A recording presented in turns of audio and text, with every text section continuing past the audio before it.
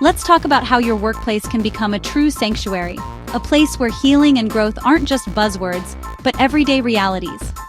It all starts with safety, not just locked doors or ergonomic chairs, but psychological safety, spaces where people feel secure enough to speak up, make mistakes, and know they won't be punished for simply being human.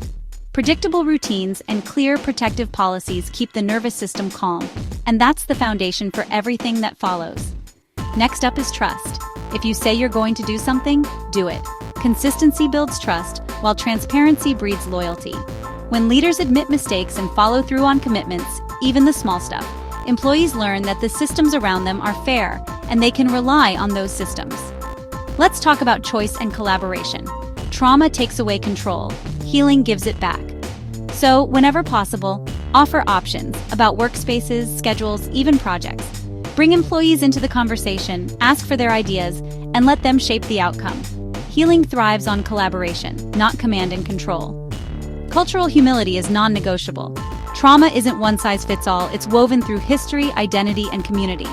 Adapt your approach, listen deeply, and celebrate diversity, not as a corporate checkbox, but as a wellspring of strength. Finally, empowerment and voice.